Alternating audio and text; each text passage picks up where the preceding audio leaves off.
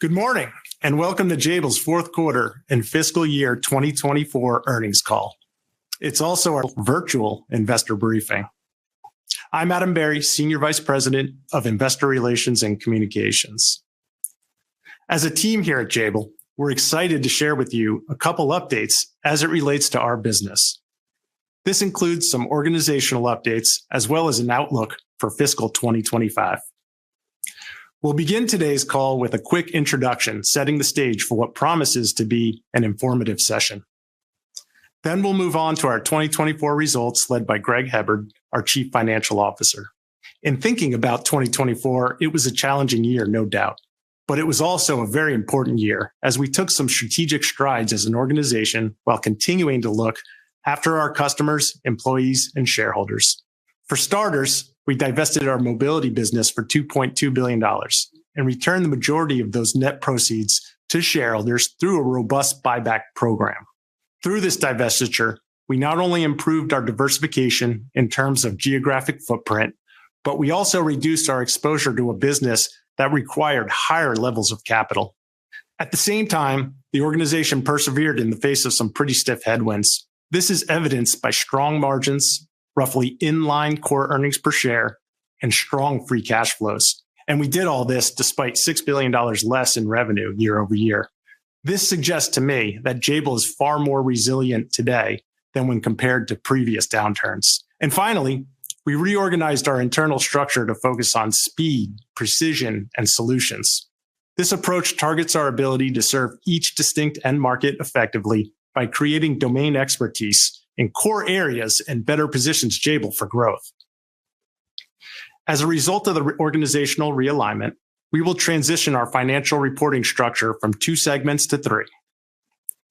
This change better reflects not only how we operate as a business today, but it also positions the organization for growth. The first segment is called Regulated Industries, led by Steve Borges. It is comprised of end markets that simply demand best-in-class care and manufacturing, as the products built in this segment keep us healthy, safe, and moving ahead. In a bit, you will hear about our healthcare, automotive and transportation, and renewable energy infrastructure markets. Next, our Intelligent Infrastructure segment, led by Matt Crowley, has been designed to support end-to-end growth from the cloud to the data center and the networking and communications gear within, as the world further embraces artificial intelligence. And then finally, our Connected Living and Digital Commerce segment, led by Andy Priestley, encompasses both consumer-facing products in connected living and retail and warehouse automation in digital commerce. Again, this enhanced organizational framework will enable greater focus, customer care, collaboration, and growth.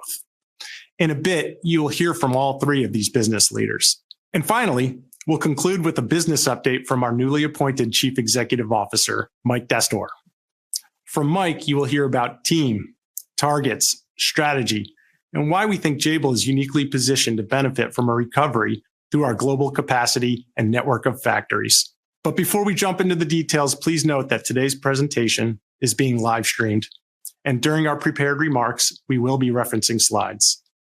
To view these slides, please visit the Investor Relations section of Jabil.com. After today's presentation concludes, a complete recording will be available on the website for playback.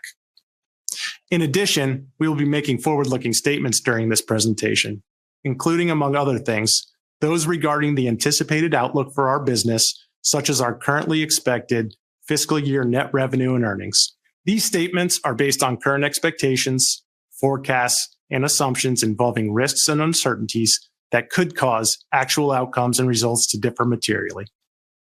An extensive list of these risks and uncertainties are identified on our annual report on Form 10-K for the fiscal year ended August 31st, 2023, and other filings with the SEC. Jabil disclaims any intention or obligation to update or revise any forward-looking statements, whether as a result of new information, future events, or otherwise. With that, we're excited to share our progress and future plans with you. Now let's dive into the details. Thanks, Adam. Good morning, everyone. Thanks for taking the time to join our call today. I'd like to begin this morning by walking through our fourth quarter results. where the team delivered approximately $7 billion in revenue, $364 million above the midpoint of the guidance range. This was driven by stronger than expected results in our connected devices, networking, and storage markets. Core operating income for the quarter came in at $401 million, or 5.8% of revenue, a solid improvement of 20 basis points compared to last year. Net interest expense was better than expected, coming in at $65 million, which was due to lower inventory levels and strong working capital management. On a GAAP basis, operating income was $318 million, and our GAAP diluted earnings per share was $1.18. Core diluted earnings per share was $2.30, which is 7 cents above the midpoint of our guidance range. Now let's look at the numbers by segment for the quarter. Our DMS segment posted revenue of $3.5 billion, which exceeded expectations by $79 million. This was primarily due to stronger growth in our connected devices business, although it was slightly offset by lower than expected revenue in the automotive business. Year over year, DMS revenue was down approximately 22%. This decrease was mostly due to the mobility divestiture. Core operating margin for the segment came in at 5.4%, slightly lower than expected, reflective of the mix. In the EMS segment, we saw revenue of $3.5 billion, which was $285 million higher than anticipated. This was driven by stronger demand in our advanced networking markets as we closed out the year. While EMS revenue was down roughly 13% year over year, mainly due to the ongoing softness in the end markets like 5G, renewable energy, and digital print, we did see solid year-on-year growth across our cloud, semi-cap, and warehouse automation markets. This dynamic drove core margins for EMS to 6.1% in Q4, up an impressive 90 basis points year over year. Moving now to our end market performance for the year. Compared to our thoughts in June, connected devices, networking, and storage came in better than anticipated, while auto and transport came in slightly lower. All other end markets largely came in as expected. Shifting gears to cash flow and balance sheet metrics, we continue to see robust results. Inventory at the end of Q4 was down 5 days sequentially, bringing it to 76 days. After adjusting for inventory deposits, net inventory days were 54, which is a 4-day improvement quarter over quarter. Thanks to disciplined working capital management by the team, our fourth quarter cash flows from operations were very strong, coming in at $535 million. Net capital expenditures for the fourth quarter were $116 million, and for the full fiscal year came in at $661 million, or 2.3% of revenue. As a result of the strong fourth quarter performance and cash flow generation, adjusted free cash flow for the fiscal year came in north of $1 billion. We exited the fiscal year with a healthy balance sheet, with debt to core EBITDA levels of approximately 1.3 times and cash balances of approximately $2.2 billion. With that, let's now turn to our capital structure on the next slide. We ended FY24 with capacity under our global credit facilities of $4 billion. With this available capacity in our year-end cash balances, we had access to more than $6.2 billion of available liquidity. Our debt and liquidity profile are both solid, and we believe current maturities are appropriately staggered and at attractive interest rates. We also remain fully committed to maintaining our investment-grade credit profile. Moving now to our capital returns to shareholders on the next slide. We have repurchased 5.3 million shares, bringing total shares repurchased to 19.4 million shares, or $2.5 billion, which completed our FY24 share repurchase authorization. This brings our cumulative shares repurchased since FY13 to approximately 128 million shares at an average price of approximately $47, bringing our total return to shareholders, including repurchases and dividends, to approximately $6.7 billion. Importantly, included in our earnings release this morning, we announced that our board of directors authorized a new share repurchase authorization of $1 billion, which we expect to fully execute in FY25. We remain committed to returning capital to shareholders through a disciplined and balanced capital allocation approach. Moving to the next slide, the team performed well in FY24, operating within a highly dynamic environment. In summary, over the past year, we sold off our mobility business and used the net gains to buy back $2.5 billion of our shares, all while managing temporary challenges in major end markets like renewables, electric vehicles, 5G infrastructure, and semi-cap. However, looking at the broader perspective, the company continues to be highly resilient and is well positioned for future revenue growth, margin enhancement, and delivering robust free cash flow. With that, let's turn to our next slide for our first quarter guidance, beginning with revenue by segment.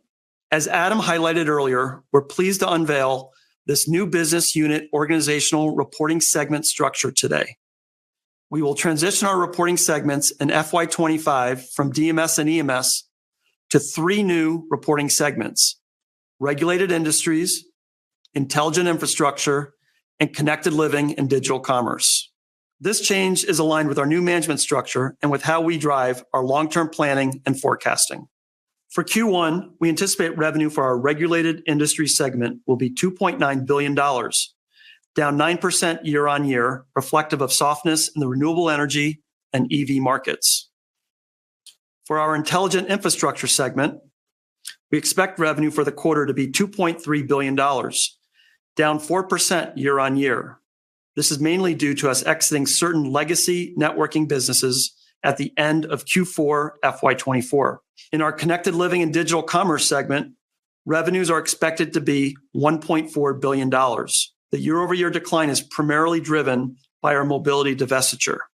Speaking of mobility, I'd like to highlight the seasonality of our business in FY25 will reflect the impact of the divestiture. As a reminder, our mobility business typically generated a significant portion of its income during Q1. This means going forward, our quarterly income and earnings progression will more closely resemble our historical EMS business, where typically 40% of earnings come in the first half of the year and 60% in the second half. So you can expect a more back half weighted year as we go forward. Moving now to the enterprise guidance. Total company revenue for Q1 is expected to be in the range of $6.3 billion to $6.9 billion. Core operating income for Q1 is estimated to be in the range of $304 million to $364 million. GAAP operating income is expected to be in the range of $143 million to $223 million. Core diluted earnings per share is estimated to be in the range of $1.65 to $2.05. GAAP diluted earnings per share is expected to be in the range of 26 to 83 cents. Net interest expense in the first quarter is estimated to be approximately $65 million. And for FY25, we expect it will be $245 million. And our core tax rate for Q1 and for the year is expected to be 21%, reflecting impacts of Pillar 2 global minimum tax legislation and jurisdictional earnings mix. We continue to believe it's prudent to anticipate higher tax rates beyond FY25 in the range of 23 to 24% due to additional expected impacts from global minimum tax legislation. Moving to the next slide for our FY25 guidance. For the coming year, we expect approximately $27 billion in revenue with core margins in the range of 5.4%, while core earnings per share is expected to be $8.65.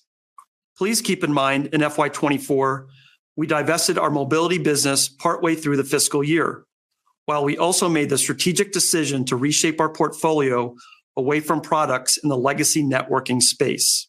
When adjusting for these changes, which accounted for $2.4 billion in revenue in FY24, we believe our organic growth in FY25 will be 2.3% on a base of $26.4 billion. We are forecasting another robust year for free cash flow generation in FY25, around $1.2 billion. Additionally, due to the mobility divestiture, we anticipate lower capital expenditures in the coming year, For FY25, we expect CapEx to be between 1.5 to 2% of revenue. Most notably, as in past years, we plan to return 80% of free cash flow to shareholders through dividends in our newly announced $1 billion buyback authorization. With that, I'd like to thank you for your time this morning and for your interest in Jabil. Technology is in constant motion. Every day, new breakthroughs redefine possibilities. At Jabil, we embrace change. As the world evolves, so do we. We aren't bound to a single industry or technology. From pioneering innovations in healthcare to advancing artificial intelligence, automotive technologies, and warehouse automation, we are committed to driving progress across diverse industries. Our strength lies in our ability to adapt and evolve, meeting the needs of our ever-changing world. And with each new journey, we bring unparalleled capabilities and expertise to empower our customers. Change is inevitable. The possibilities are endless. For leading product brands, Jabil is the safe pair of hands in navigating the future of technology. Jabil, made possible, made better.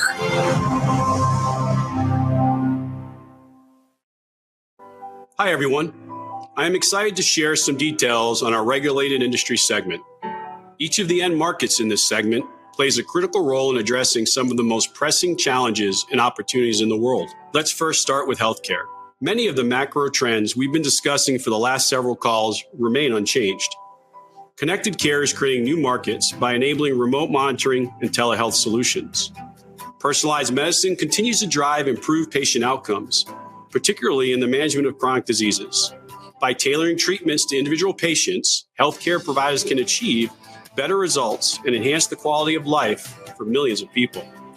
In addition, the introduction of weight loss drugs or GLP-1 drugs are all becoming increasingly important in today's healthcare landscape. New care settings are also emerging, creating opportunities for innovation. As healthcare delivery evolves, we see a shift towards more decentralized and patient-centric models.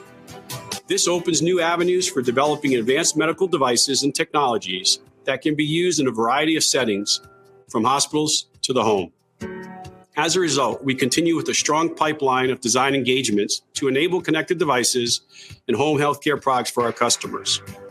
Meanwhile, the tailwinds of growth in auto injectors, medical devices, and diagnostics continues, most especially with the advent of many new biologics and individualized testing platforms. Another significant trend is the need to simplify the supply chain. The complexities of the healthcare supply chain have been highlighted in recent years, most especially during the rise of COVID. There is a growing demand for streamlined and efficient solutions. This need for simplification is leading to expanded outsourcing as healthcare device companies seek partners who can provide comprehensive supply chain management, engineering, design, and manufacturing expertise, coupled with the quality requirements our customers demand. We are the largest manufacturing solutions provider for the healthcare industry with great diversification, covering diagnostics, medical devices, orthopedics, and pharmaceutical delivery systems. Staying the largest will require us to expand our capabilities and accelerate growth by entering areas of the market with macro tailwinds, which will provide an enormous amount of Jabil TAM expansion while focusing on specific geographies like Croatia and the Dominican Republic to fuel that growth. The expanded capabilities and geographies will enable us to further simplify the supply chains for our customers. Internally, the most powerful aspect of what we produce is that every single day, millions of patients around the world are using a product manufactured by Jabil. Now turning to our automotive and transportation end market. Our expertise in product industrialization and manufacturing continues to enable innovation in powertrain electrification, autonomous driving, and connected vehicle technologies. As the automotive and transportation industries undergo a transformative shift towards the mass adoption of electric vehicles and advanced driver assistance systems to meet global regulations and safety requirements, as well as the associated shift to centralized architectures, Jabil is playing a pivotal role in shaping the future of transportation. We have seen some short-term volatility in demand due to regional changes in EV tariffs and incentives, which has been experienced across the entire automotive industry. The Jabil team has managed this well, supporting our customers as they manage their business through this unprecedented market evolution.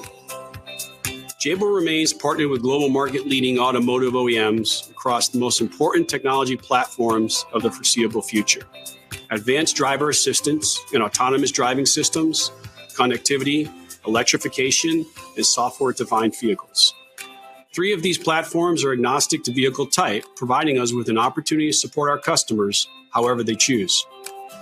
Each year, we continue to add new automotive OEM customers and technology leaders, providing further diversification across our customer portfolio.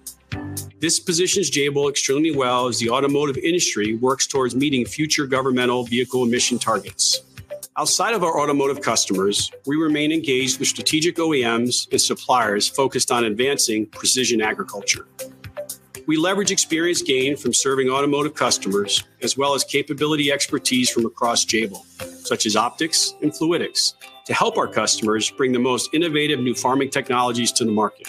As the automotive and transportation market recovers, Jabil is well positioned to capitalize on growth with expanded strategic capabilities, including our new facility in Croatia, which will support the growth of our European automotive business. We are focused on technology collaborations and investments and capabilities that best serve our long-term OEM customers and expand Jabil's role within the value chain. We are committed to delivering cutting-edge solutions that enhance vehicle performance, sustainability, safety, and connectivity. Jabil is recognized in the market for our ability to industrialize complex technology designs, develop robust supply chains, and create automotive-grade automation strategies for the next generation technologies entering the market today. We deliver these highly complex products with speed and quality while meeting functional safety requirements. Now transitioning to our renewables and energy infrastructure end market. Global electricity demand is expected to grow at approximately 60% through 2040, and renewable energy is at the center of achieving global climate goals. At Jabil, we are leveraging our expertise in manufacturing and supply chain management to support the adoption of renewable energy technologies. In addition, with our U.S. footprint and the Inflation Reduction Act, we are well positioned to help our customers transition products globally into the U.S., which may allow our customers to take advantage of tax incentives.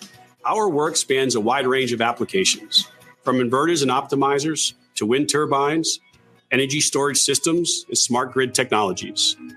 Our success in energy storage manufacturing has positioned us to now extend into the automated assembly of critical elements of grid-level storage systems, such as battery modules. This capability is expected to be leveraged by customers engaged in residential storage as the attach rate of these systems rise due to policy changes. Complementing the growth in renewable energy, we continue to add new customers that focus on energy management and building controls. Overall, the design, manufacturing, and supply chain needs of renewable energy companies are becoming more complex, which increases their need to work with companies like Jabil. Customers appreciate the fact we are committed to delivering high-quality, reliable solutions that meet the growing demand for clean energy. Our modular and scalable designs allow for flexible deployment, optimizing resource use and reducing costs. I will now pass it along to Matt. Thanks, Steve, and good morning, everyone.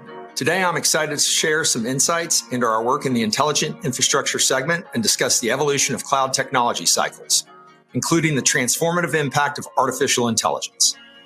Our segment is dedicated to developing and delivering cutting-edge solutions that support the backbone of the modern digital ecosystem. This includes everything from cloud and data center infrastructure to telecommunications, networking, and capital equipment. Each of these end markets plays a crucial role in shaping the future of how we connect, compute, and communicate. The evolution of digital technology has laid a robust foundation for today's advancements. Starting with e-commerce in the 90s, moving through Web 2.0 in the early 2000s, and advancing with cloud computing, mobile apps, and big data in the early 2010s, each phase has been pivotal. Now we're on the cusp of a new era, thanks to artificial intelligence and machine learning.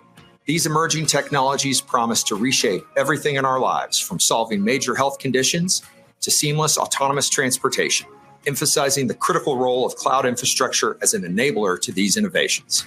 AI is the next cloud technology cycle, revolutionizing the way we process and analyze data, enabling more intelligent and automated decision-making.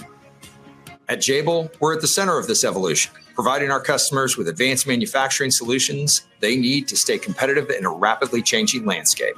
Our expertise in this segment allows us to support the development and deployment of next-generation technologies to the market. The journey to fully harness AI comes with its own set of challenges that spur innovation and investment. Old compute architectures are inefficient for new models, necessitating the development of massive parallel architectures that drive huge data transfer needs. Additionally, AI requires immense amounts of energy. As processing power demands continue to exceed the capabilities of conventional cooling methods, there's an increase in need for advanced liquid cooling solutions. While liquid cooling has been around for many years, it has traditionally been a way to deliver efficiency. With the explosion of AI and the high-powered GPUs required to fuel it, liquid cooling is now a requirement to deliver capacity and will soon be the standard for how data centers address cooling.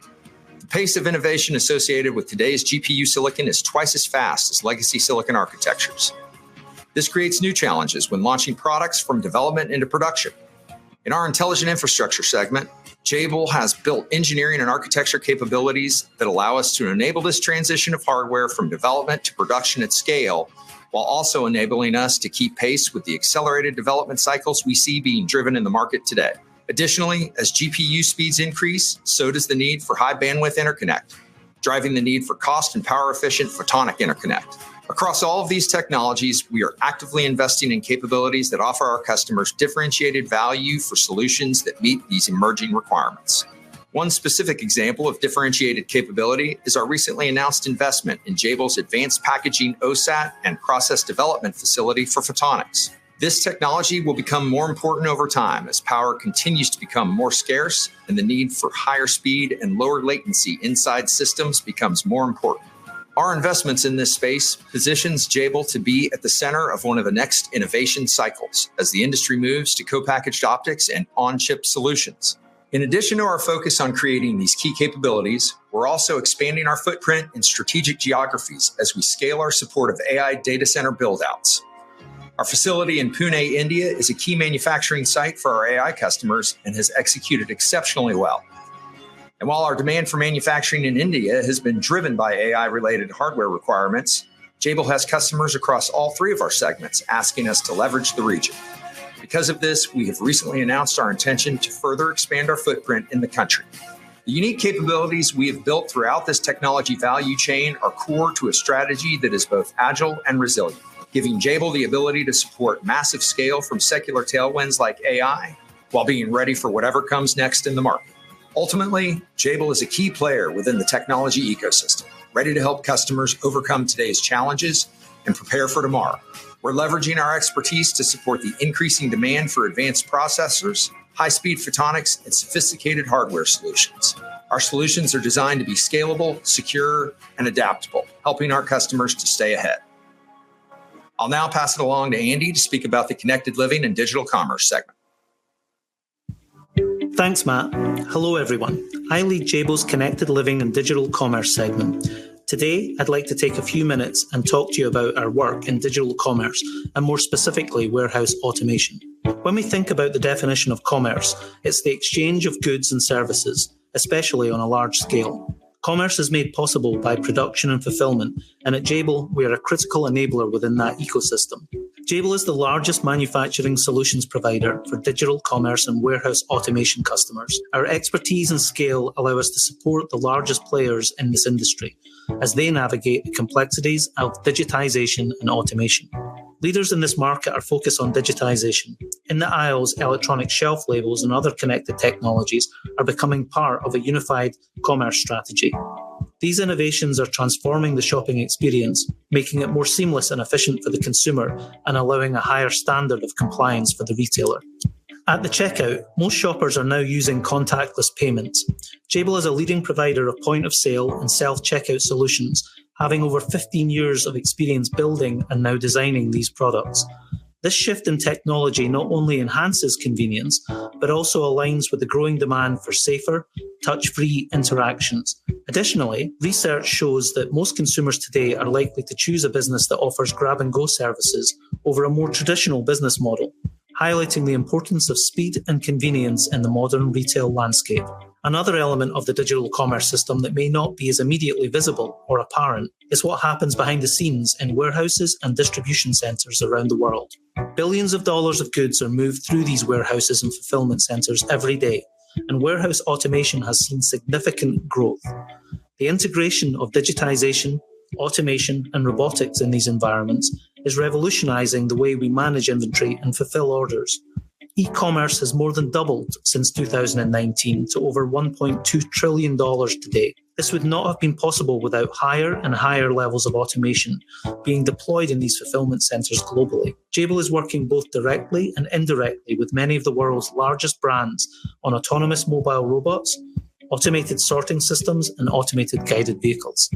At Jabil, we're constantly looking for ways to help solve some of the macroeconomic issues facing industry today. For example, the availability and cost of labor, to name but one. Jabil builds over 1,000 warehouse robots a month and powers another 4,000 a month with sub-assemblies that we also make.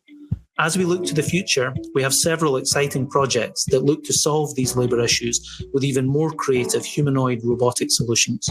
As I have already discussed, digitization, automation, and robotics can play a role in a wide range of settings, all of which are designed to increase safety, improve day-to-day operational efficiency, and deliver a superior customer experience.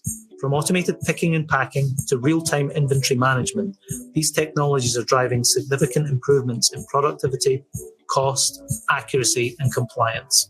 At Jabil, we're committed to helping our customers stay ahead of this curve by providing innovative solutions that address their unique challenges. For example, we have used our expertise in 3D printing to create solutions that allow our customers to solve technical issues and provide superior products to the markets they serve.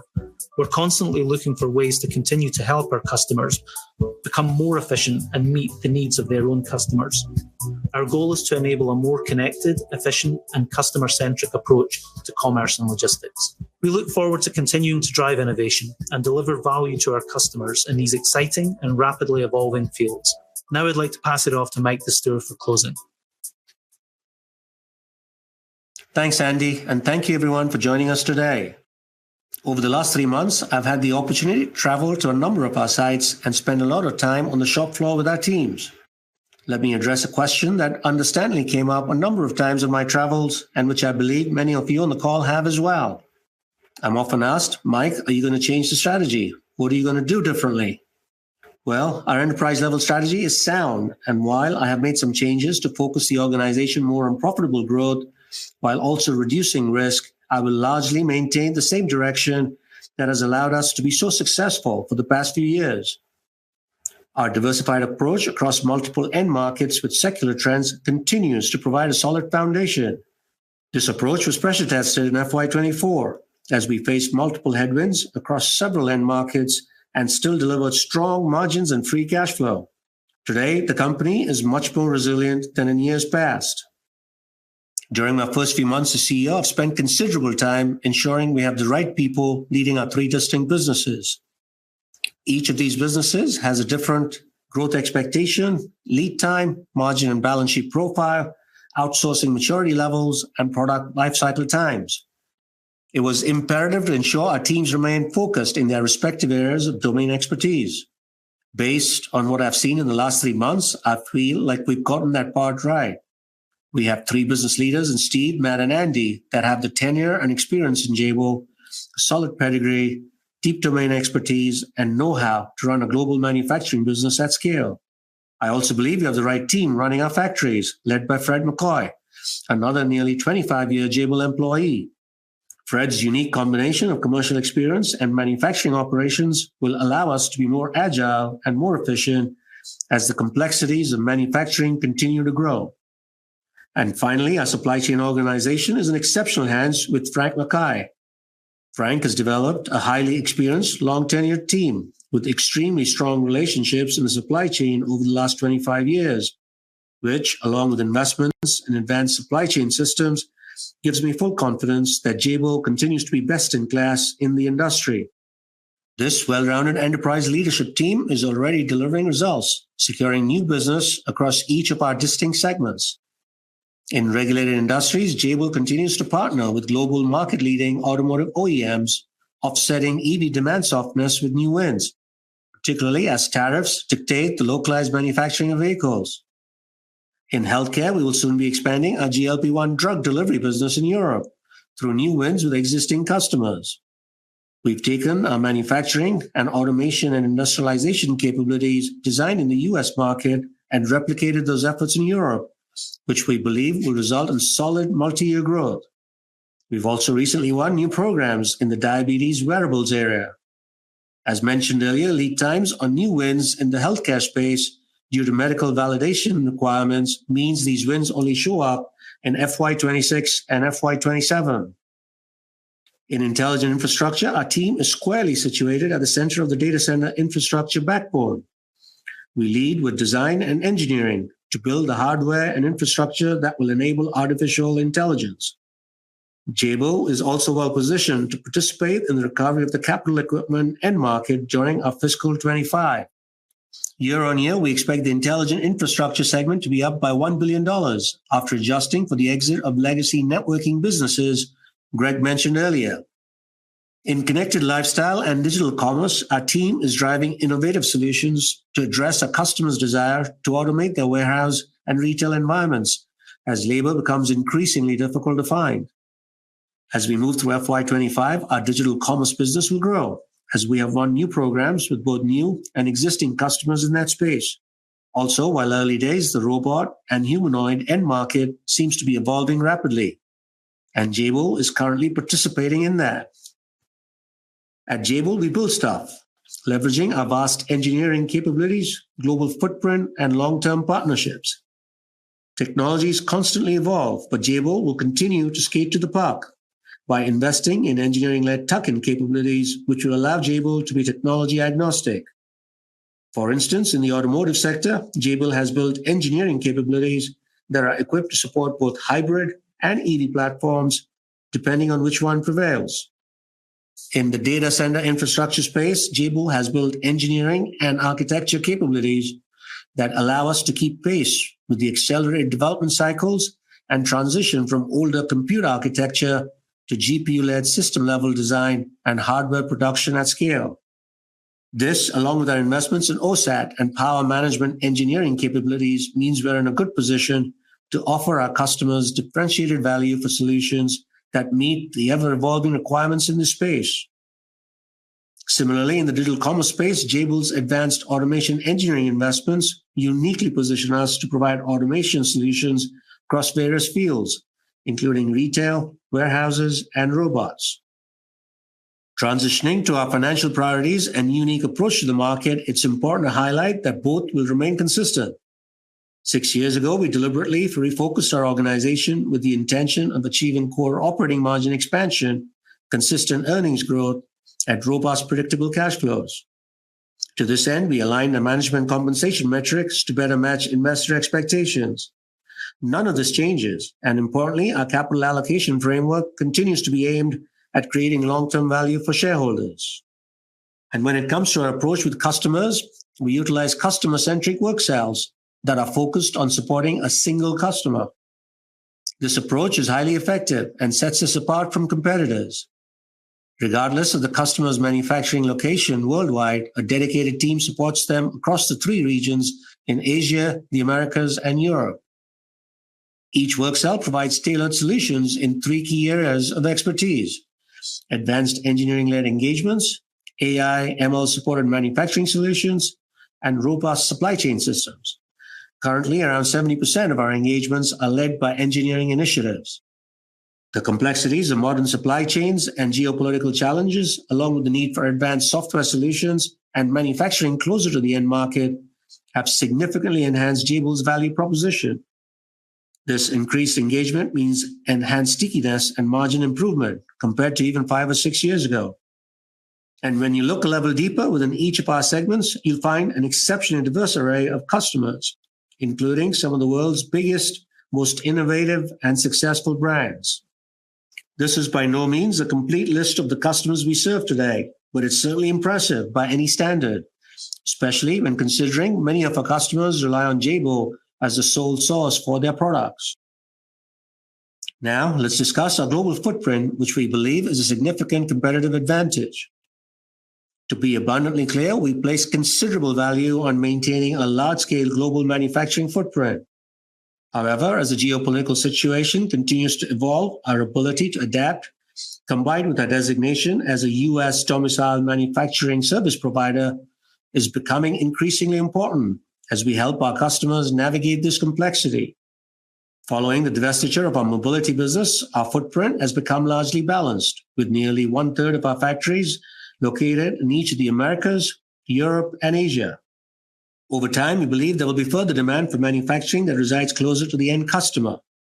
And for that reason, we will work with our customers that seek to near or reshore their manufacturing, whether it be a bifurcated approach or simply lift and shift. As this dynamic plays out, I believe our factories in both Europe and the Americas will see considerable growth. Today, we have approximately 40 sites in North America, approximately 30 of which are in the U.S., ready to take advantage of any near or reshoring to North America. With that said, a lot of the world's supply chain is still very much embedded in Asia, and some of our most efficient factories are located there. As we sit today, we currently have capacity in place to support in excess of $30 billion of revenue. Over the near term in FY25, we expect to carry higher than normal levels of excess capacity. We are doing this because we firmly believe many of the end markets we serve will recover. This underutilized capacity will weigh on core operating margins in FY25 by 20 to 30 basis points, even after the mainly headcount-related restructuring charges we disclosed this morning. Over the longer term, my team and I strongly believe we're well positioned to capitalize on significant global trends in sectors such as AI data center infrastructure, healthcare, pharmaceutical solutions, and warehouse automation, as Steve, Matt, and Andy highlighted. As a result, regulated industries will grow 5% to 8% with longer lead times, while intelligent infrastructure will grow more quickly at 7% to 10%. Over the next several years, we believe connected living and digital commerce will grow low to mid-single digits, driven mainly by double-digit growth in digital commerce and warehouse automation. Putting this all together, we believe our long-term enterprise growth rate should be in the range of 5% to 7%. Given this anticipated mix of business, we expect gross margins to be in the range of 9 to 10%. And when combined with operational efficiencies, our 6% margin target remains intact over the longer term. And when you consider our strong free cash flow generation and consistent returns to shareholders, core EPS should grow between 12% to 15% over the longer term, all of which would continue to drive consistent ROIC north of 30%. In closing, one thing is for sure. It is our people who make us strong. Our people are resilient. So I just want to take a moment to say thank you to all our employees for their unwavering commitment and dedication, not just to our customers, but also to our communities and to each other. Together, we will write the next chapter of the Jabil story. Thank you for your interest in Jabil. I will now turn the call back over to Adam. Thanks, Mike. As we wrap up our prepared comments today, and we move to the Q&A portion of our call, I want to leave you with one final thought from me. At Jabil, we build stuff, and we do it really, really well. And as we sit today, I believe we're focused on the right end markets with the right capabilities, and we have a global yet agile manufacturing footprint. And from an enterprise level, you can expect our focus to remain on margins, cash flows, core EPS growth, and shareholder return. Thank you for your time today. Operator, we're now ready for Q&A. Thank you. We'll now be conducting a question and answer session. If you'd like to be placed into question queue, please press star 1 on your telephone keypad. A confirmation tone will indicate your line is in the question queue. You may press star 2 if you'd like to remove your question from the queue. For participants using speaker equipment, it may be necessary to pick up your handset before pressing star 1. One moment, please, while we poll for questions. Our first question is coming from Ruplu Bhattacharya from Bank of America. Your line is now live.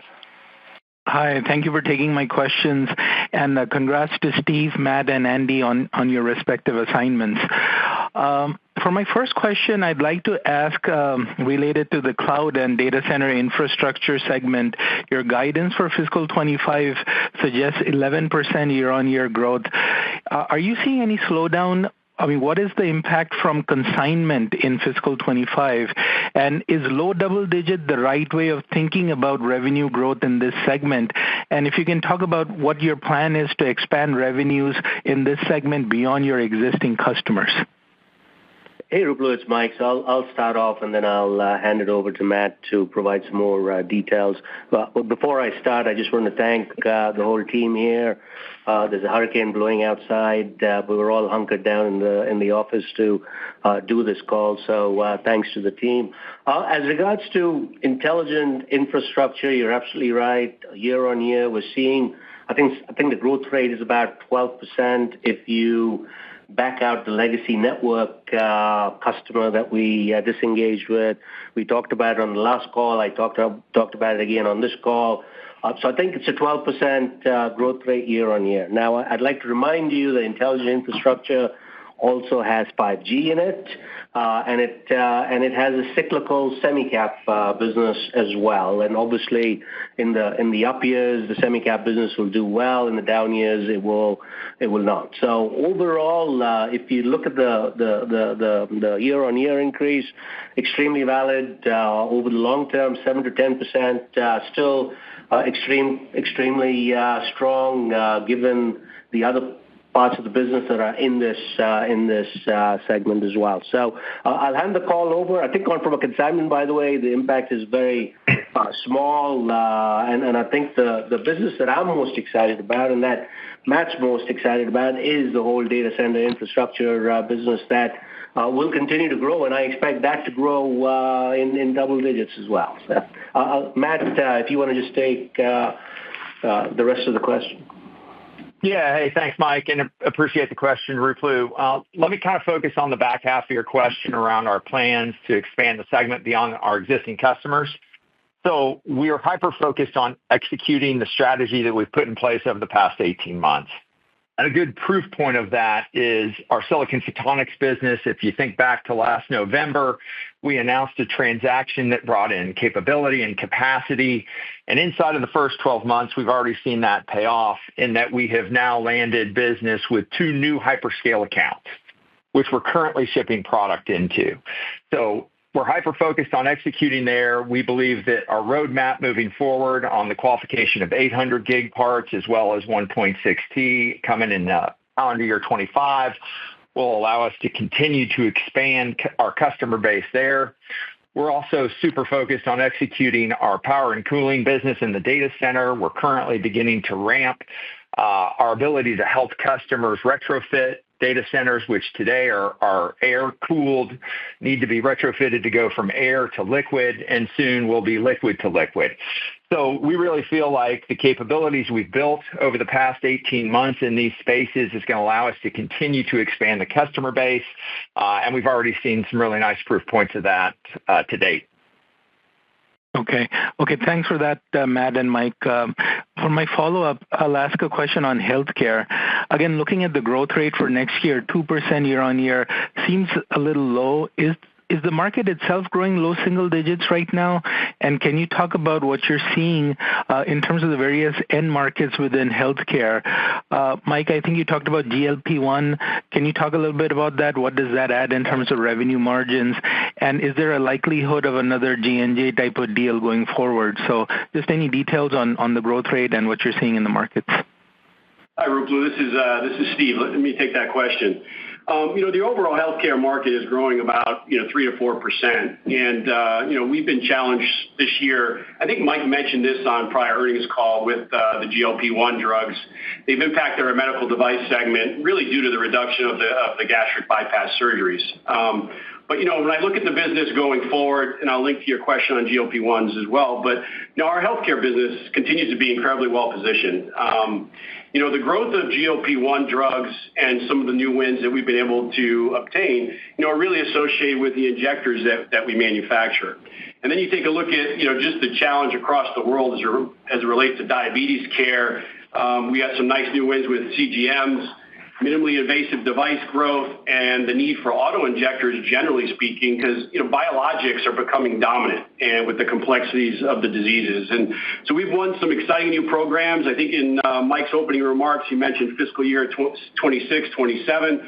So this is in our pharmaceutical business and our med device segment. And, we like to say, these programs are incredibly sticky. They last for, many, many years of steady production, and we have great visibility, with our customers.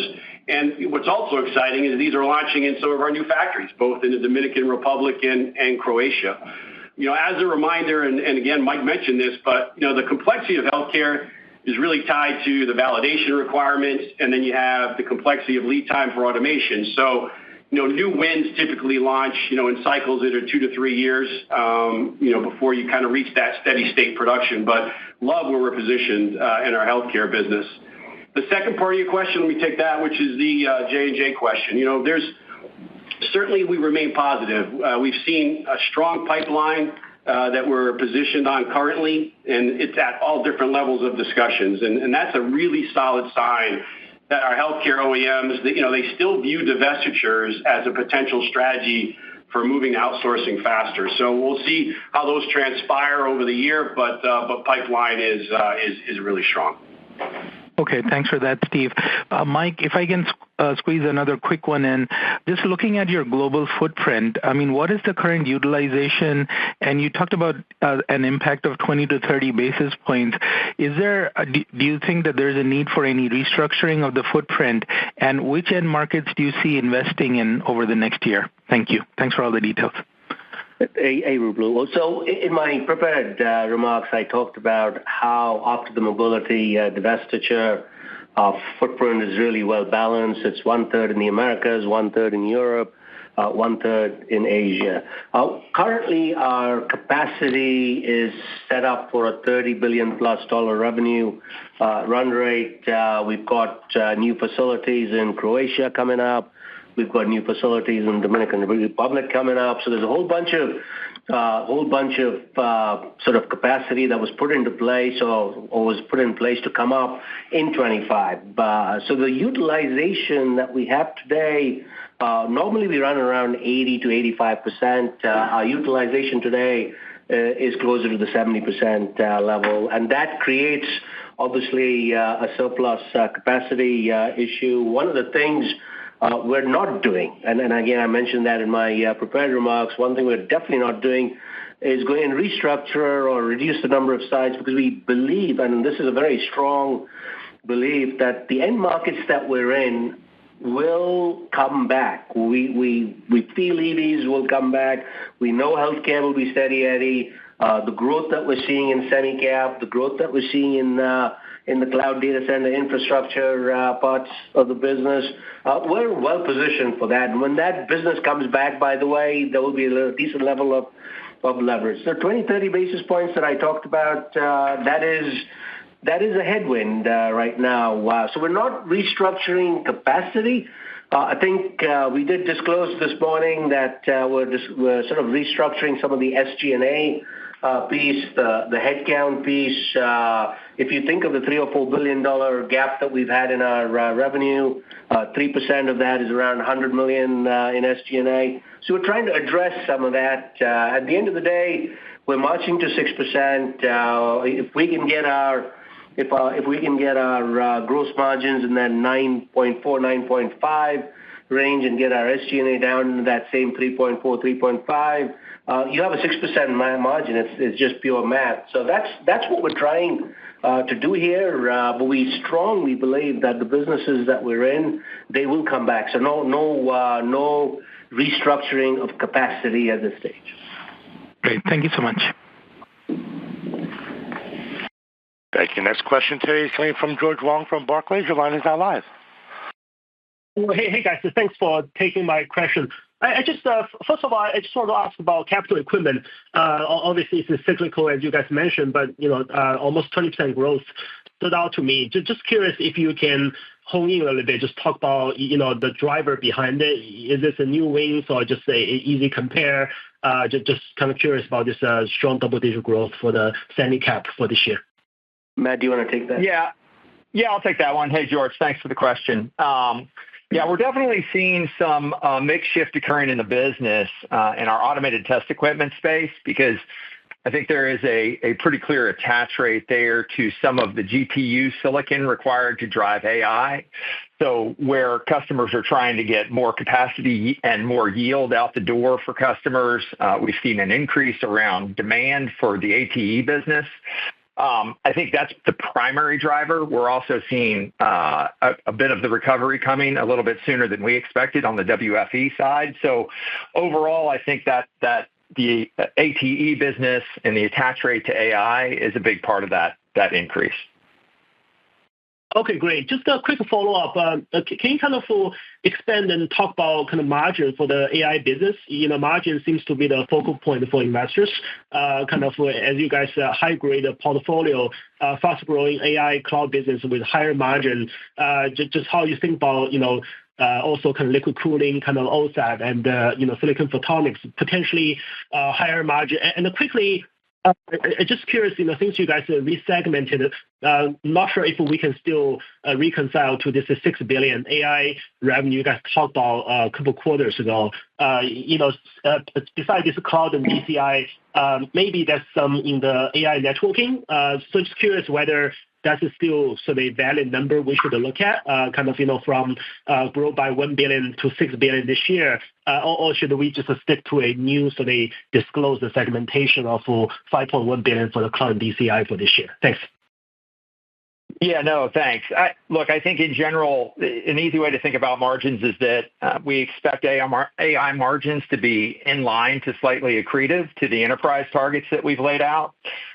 We're currently obviously undergoing a number of ramps. And the way to think about the $6 billion is that it's spread across cloud and DCI, capital equipment, and networking. So as I just kind of illustrated, the ATE business has an attach rate there to AI. Our networking business, where we're helping customers transition from air-cooled to liquid-cooled switches, has a clear attach rate, as well as obviously what we're doing in the data center for power and cooling. And so I think the easy way to think about the $1 billion of incremental growth year on year is roughly half of it is being driven by our cloud and data center business. And then the other half is split relatively evenly between photonics and capital equipment. Okay, great. Thank you. Thank you. As a reminder, that's star one to be placed into question queue.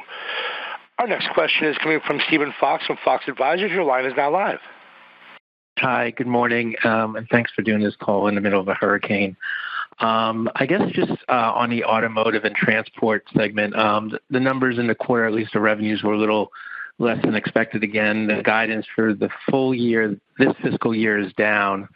So in the near term, I'm wondering how much negative leverage that auto business is creating for you, since I assume it's still high margin. And then maybe more important, like if I think about this business longer term, I know it makes sense to think of further EV growth in the future, but there are a lot of dynamics out there that make you wonder about how the company's positioned in auto. If you could address whether these are good or bad for Jabil longer term. Mainly, we're seeing lower cost vehicles out of China. We're seeing OEMs, global OEMs, having trouble competing in Asia, and you're seeing tariffs rise up all over the world, among other items. It just seems like the auto industry is going to go through some major changes, and I guess I'm wondering if Jabil's positioned well for that. And then I had a follow-up.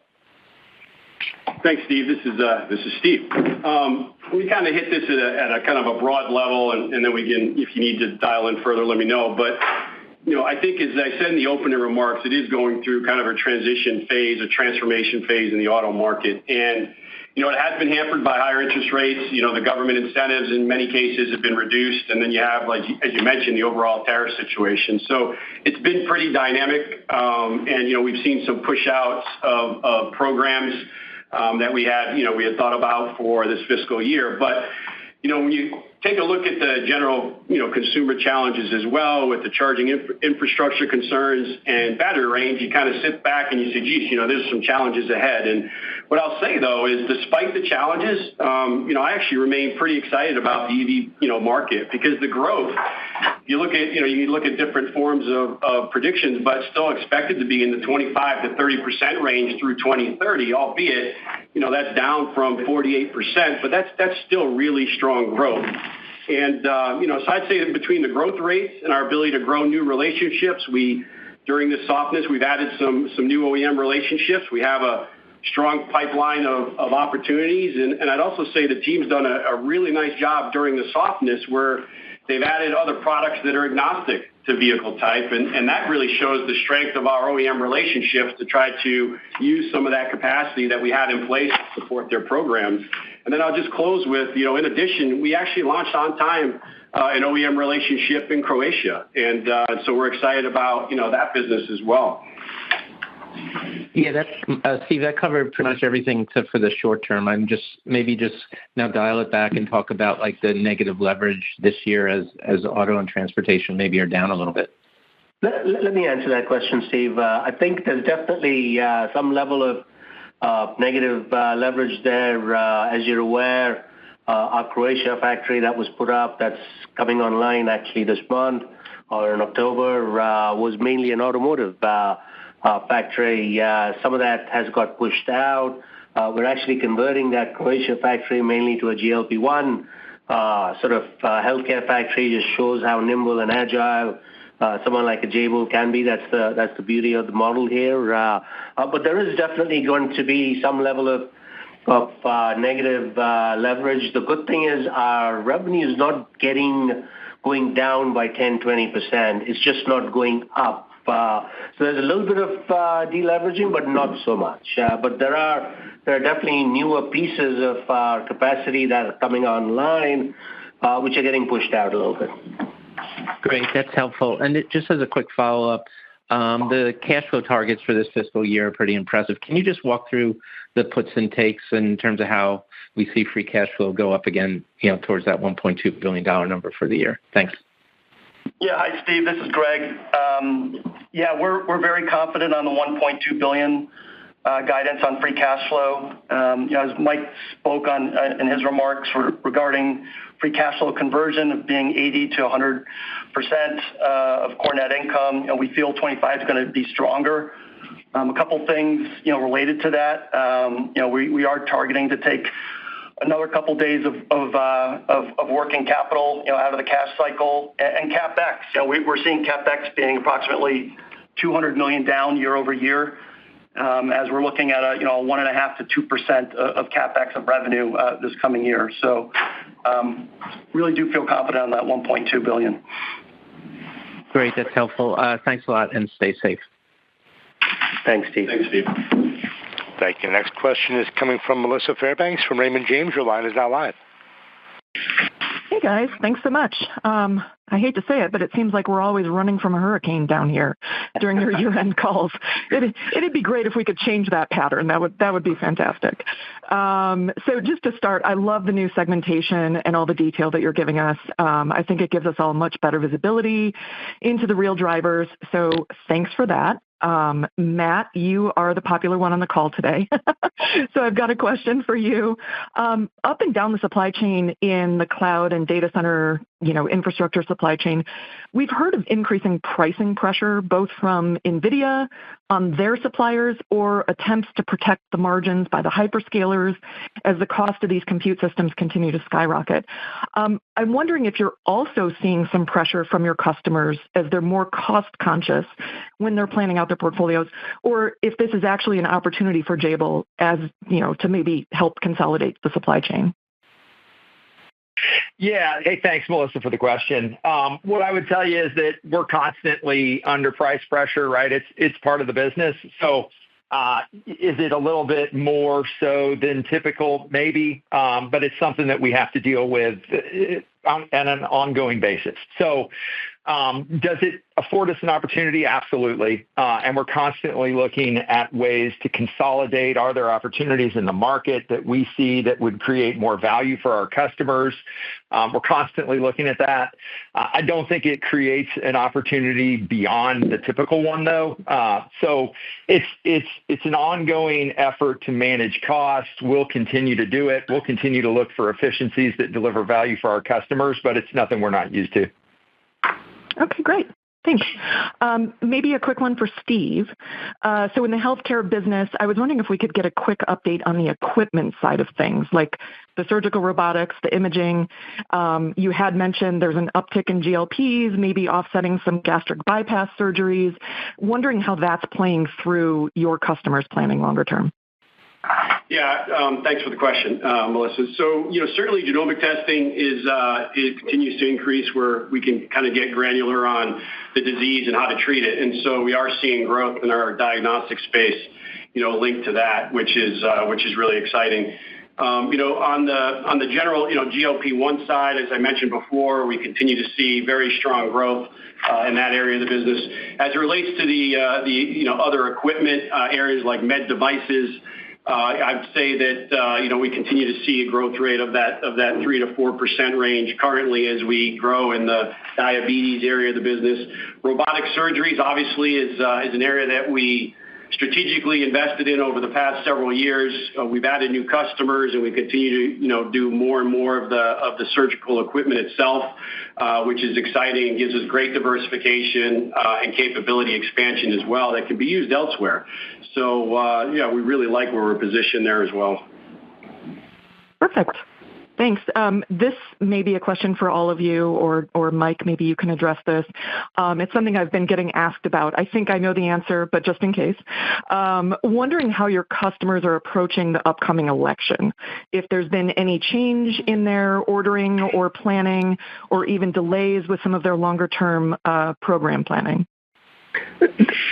Yeah, Melissa, there is a little bit of a wait-and-see approach, particularly as it relates to some of the end markets. I think most end markets are okay. I think ones that stand out obviously are EVs and renewables. There is a little bit of a wait and see. I do think whichever party comes in, I feel good that we'll have a long-term sort of growth driver in both EVs and renewables. So I'm not that worried about the election per se. Yeah, obviously there'll be short-term impact, but I think Jabil has mitigated most of that. Great. Thanks. I think that's all for me, guys. Stay safe. Take care. Thank you. Next question is coming from David Vogt from UBS. Your line is now live. Great. Thanks again, guys, for taking everything, given the circumstances, and please stay safe. Maybe can I just start, maybe go to Matt. I know, Matt, you're answering a lot of questions, but I just want to get a better sense for, not just on the cloud and data center side, but as it ties to networking and comms. Obviously the networking and comms business, ex the divestiture, is still a little bit weak. How do we think about how those two different businesses kind of work together going forward in terms of demand drivers? And over the longer term, obviously, when we hear from a lot of investors, there's some concern or maybe some fear that there's a degree of digestion that could potentially happen over the longer term. I know you just gave 25 numbers, but just how do you think about your visibility across different programs and how that maybe plays into your long-term thinking about the segment? And then I've got a couple more. Yeah, let me kind of take them from the back forward. So if you think about visibility, we have a pretty unique position because we have customers across the entire spectrum of the ecosystem. And so we have a pretty good view of what's happening at the folks who make silicon for AI, at the folks who then transform it and consume it. And so we feel pretty good about where things are going. Now, if you think about digestion and you think about near term, we're currently in the midst of helping customers move from air-cooled switching gear to liquid-cooled switching gear. And so we can also see the consumption of that on the back end. I think it's going to continue to take off as we move out of fiscal 25. If I address the question on how comms and networking works together, I would tell you, look, artificial intelligence is driving this massive wave in the market. That's probably having more of an impact on our networking business than our comms, and with the 5G installations where they are, which is pretty well publicized. I don't think they're as adjacent as they used to be, but certainly as workloads evolve and new opportunities to drive synergy between those, we'll be able to take advantage of that. Great. Thank you. That's helpful. And maybe one for either Greg or Mike, whoever wants to take this. So maybe this is more on the model. When you kind of think about, obviously making the adjustments for the divestitures, the mobility piece, the $700 million that you referenced earlier, obviously I think we're getting some questions about the back half ramp that's sort of implied from an EPS perspective, given sort of the year-over-year comp in Q1 and ultimately what it probably looks like in Q2. I know you touched on it briefly, but can you kind of help us understand how we should think about utilization going into the second half? And is that the driver of margin expansion on the gross line, or is it really driven by this buyback? I'm just trying to get a sense for how the second half ramps. And is the buyback really going to be upwards of like $900 million in the fiscal year based on sort of piecing together the commentary about 80% of cash flow return to shareholders and your CapEx and upping sort of your free cash flow numbers?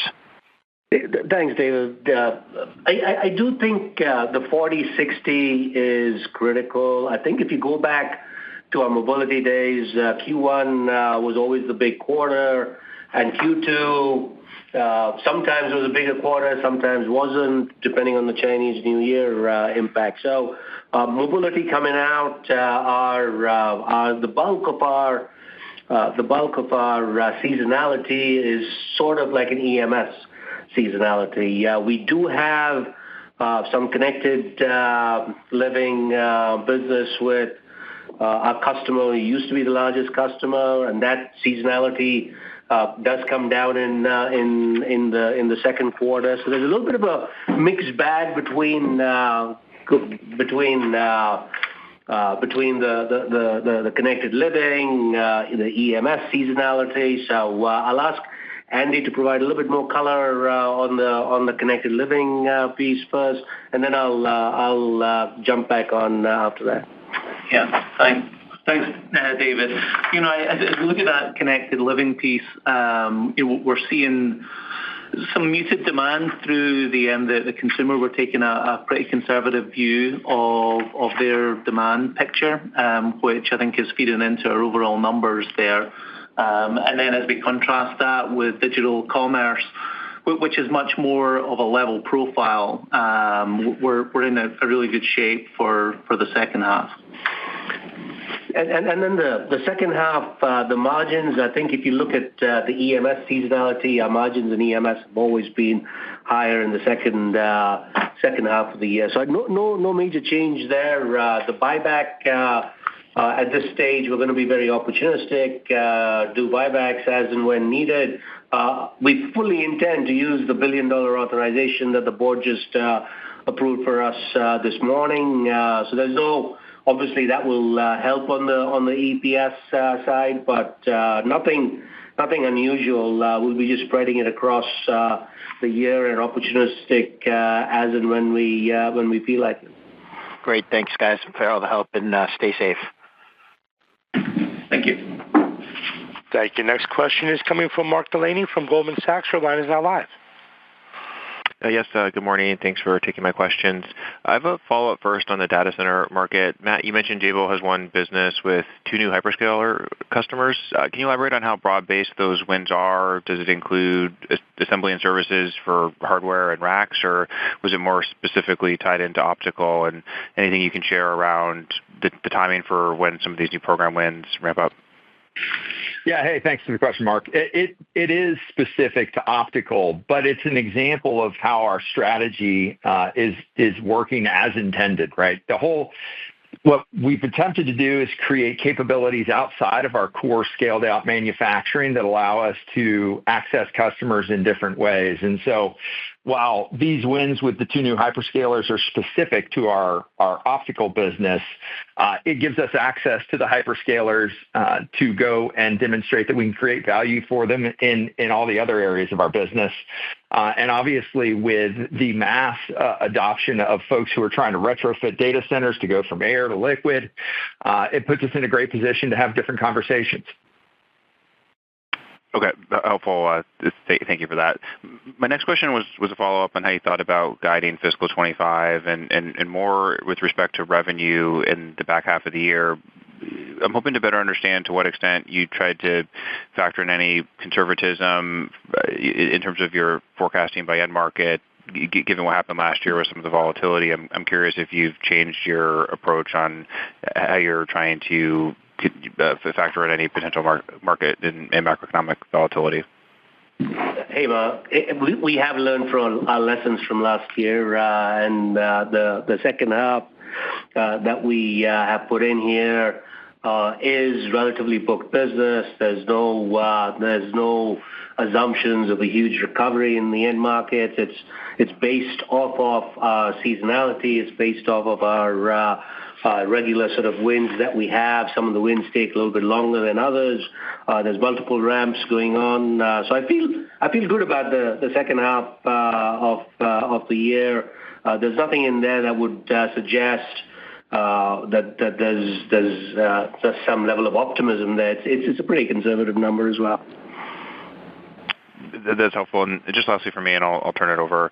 In terms of the EBIT margin outlook for fiscal 25 at 5.4%, Mike, you already spoke about the underutilization and how that's a factor year on year. But could you go into a bit more depth around any effect from pricing and how this may be factoring into margin guidance for this year? I'm curious to better understand if there's been any change in the broader pricing landscape given some of the cyclical weakness that we're seeing in some of the end markets, and if that's at all a factor in your guidance. Thank you.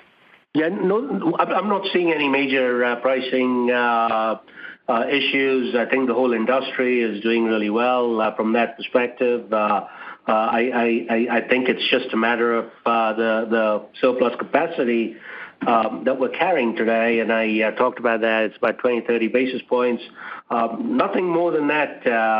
So it's sort of it's not more than what we're saying to be fair.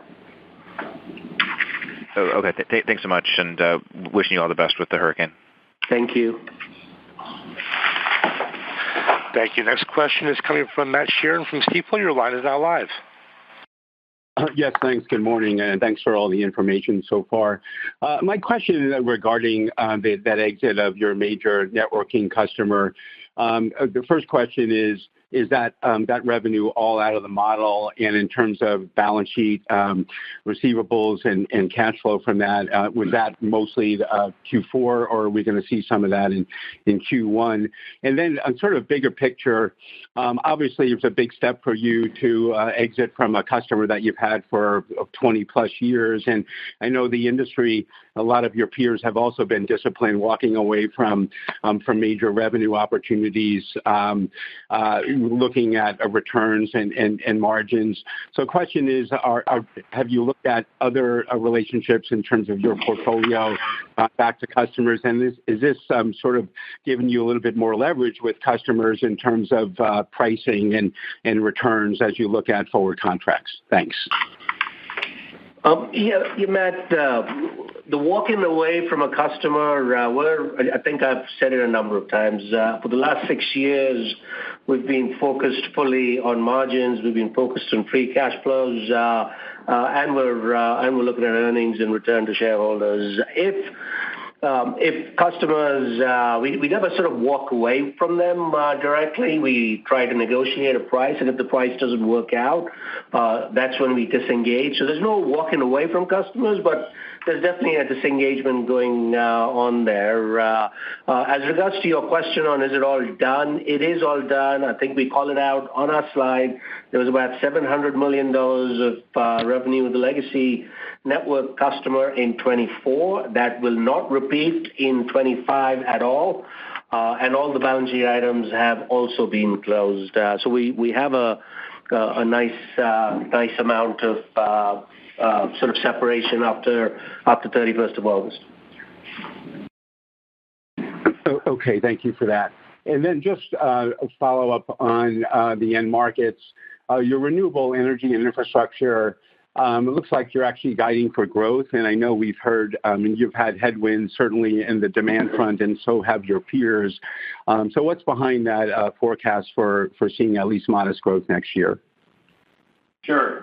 This is Steve. I'll take the question. Renewables is slightly up as we've been able to get some new wins in the HVAC space and battery storage. And then with the IRA and its impact, we've been able to, and our U.S. footprint obviously being well positioned, has given us some opportunities there as well to ramp some new programs. So that's where it's coming from. We are not, as Mike said, I'm not looking for a solar residential commercial rebound in the fiscal year, keeping that flat, but the growth is really coming from some new wins. And there's some consolidation going on in that end market as well, and we've been the beneficiary of that, and it's directly related to the IRA piece that Steve referenced. Okay. All right. Thanks very much. Thank you. Next question is coming from Samik Chatterjee from JPMorgan Chase & Company. Your line is now live. Hi. Thanks for taking my questions, and thank you for hosting the call under these circumstances. I wanted to start with the margin question more in relation to Mike, your prepared remarks and the reiteration of the 6% margin target that you have. I'm just trying to think in terms of if you have any updated thoughts around what's the revenue scale that you need to get to that margin number. I know you're calling out about 20-30 basis points to the 5.4% for fiscal 25, which implies that you'll still be at sort of 5.6, 5.7 underlying sort of, if you get to a 30 billion capacity or a utilization of the 30 billion capacity. So just trying to think, like, what do you need in excess of that 30 billion? How do you think about what scale you need to get to that margin target? Thank you. And I have a follow. I think between 30 and 35 would get us there. I think what I've said before is gross margins in the 9 to 10. So if you can just mathematically get to that 9.5% on a gross margin, and you can do that with mix, and you can do that with operational efficiencies. If you get to the 9.5, and by the way, we've hit 9.5 in the past. In fact, I think Q4 was 9.3 of the year. So 9.5 is not a target that's out 5-6 years. We've done that in the past. And then getting SG&A down to that 3.5 number, I think, would get us to the 6 pretty fast. I'm not suggesting we get to 6 in the next 1 or 2 years, but I'm also not suggesting we'll get there in 5 or 10 years. It's going to be somewhere in the 2020X time frame, and we'll have a definite path to that 6%. I feel really good about that. Okay, good. And for my follow-up, I guess it's sort of probably a question for you again, Mike, in terms of the strategy update that you provided, no major changes, focusing more on profitable growth. As you think about sort of your portfolio and the opportunity to sort of keep expanding margins, should we be expecting some level of portfolio rationalization sort of happening every year, or sort of a continuous look at the portfolio to sort of weed out some of the lower margin businesses and continue to drive the mix higher? Or is this the biggest chunk in terms of what's coming out in fiscal 25, and everything beyond that should be really immaterial in that sense? Thank you. Over time, we normally have those sort of portfolio rationalizations anyways. The reason we called this one out was because it was a material one. We have smaller rationalizations going on all the time where we try and get a negative customer back into positive territory, and then beyond. If it works well for both of us, we continue. If not, we help them transition somewhere else. But overall, I'm not expecting some big rationalization exercises to take place. I'm relatively happy with what I'm seeing today from a portfolio perspective. Don't forget, some of the customers that have a slightly lower margin have really good free cash flow. So it's not just about margin. It's a mixed story between free cash flow and margin, and we're constantly working that. One thing I will say, over the last few years, and especially since COVID, the value proposition that Jabil provides has gone up considerably. I think if you look at our engineering capabilities, if you look at our manufacturing facilities, particularly with all these geopolitical issues going on, and then you look at our supply chain, which came through very strongly during COVID, I think pricing is not that much of an issue. Obviously, every customer will negotiate pricing, but I do think the value proposition that Jabil provides is extremely strong today, and I think that continues in the future as well. So the portfolio rationalization will be there, but limited. Okay, got it. And I'll just sneak one in. This is a follow-up to the question David asked you on the sort of ramp through the year. You do have revenue that's relatively sort of flattish through the rest of the year in terms of the implicit sort of annualized run rate here. But you're starting off the first quarter with 5.1% margin, and implicitly you have to end somewhere in the high fives in the fourth quarter to get to the full year of 5.4. What is the driver there? I think you said you answered it, but I didn't really catch what you were implying. Is it mix? Is it something else that's really driving that margin to sort of end up being in the high fives by the time you exit the year? So there's two or three things. First is the normal EMS seasonality. If you go back and look over the past few years, the second half from a margin standpoint and an earnings standpoint has always been stronger. Part of it is mix. I think the mix that we're working on today, particularly in some of the regulated pieces, you have businesses coming through 6 months, 9 months, 12 months out. Second half is looking good. I don't have anything in the second half which is exploratory. It's sort of, this is booked business, this is confirmed. Will it go up and down a little bit? Sure, but it's not based off of an optimistic return of end markets perspective. It's a conservative forecast. It's just the way the 40-60 is working out. It's purely a seasonality, purely the way the bookings are, purely mix. That's how we're getting some leverage on that as well. And that's why you'll see second half is a little bit better than the first half. Okay. Thank you. Thanks for taking my questions. Thank you. Thank you. We reached the end of our question and answer session. I'd like to turn the floor back over for any further or closing comments. Thank you. We appreciate your interest in Jabil.